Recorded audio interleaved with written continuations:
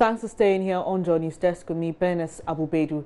Some farmers who benefited from government's Planting for Food and Jobs program are blaming unpredictable weather and post-harvest losses for shortfalls in their harvest. Even though government supplied seeds and fertilizer for the project, which largely increased yields, storage facilities were not provided in many beneficiary districts, leaving farmers with outmoded storage methods that were non-beneficial. From the northern regional town of Bolni, here's a report by Justice Bedu. These villagers have come together to help each other store food from their recent harvest. For ages, this traditional means of storing grains and tubers is all the people of Bolni have known. Injerebe Mohari was expecting 20 bags of millet from his 4-acre farm. Like his friends, he was one of the farmers who benefited from the government's Planting for Food and Jobs program. He had seeds and fertilizers, which meant a relative improvement in his harvest this year. But the rains didn't come in as expected in the last farming season, so he had just 10. For him, his 3 wives and 15 children. That is bad news.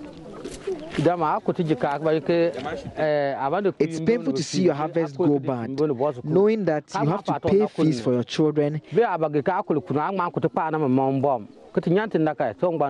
yet because there are no roads to send your food to the market, markets to sell, or a place to store, they have to go waste or get eaten by animals. So,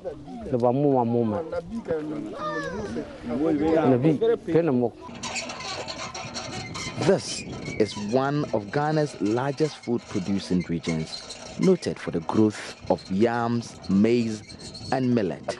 And yet, post-harvest losses, unpredictable weather, and a lack of market means farmers here get very little in return, and the result is poverty and even malnutrition. Because there's poverty here, we have to take these foods like that. It's not as if we don't know our children need nutritious food. But because of poverty, even if we produce the food, we cannot feed our kids well. If a farmer will have close to 47% of his produce going waste, what's the essence? The higher you produce, the more likely you have a very high post-harvest loss. That makes farming unprofitable. Who in this country or in this world would like to do a business that you already know that you will not break even? Nobody. So for us to have farming as a business, we also need to ensure that the high losses will be reduced.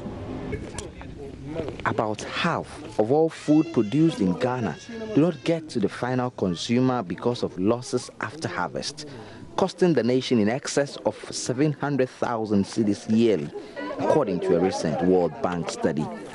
In Bolni, like many other parts of Ghana, population levels are outstripping the volume of food available. That may spell doom if change doesn't happen soon. Justice Bedu, JoyNews, Bolni.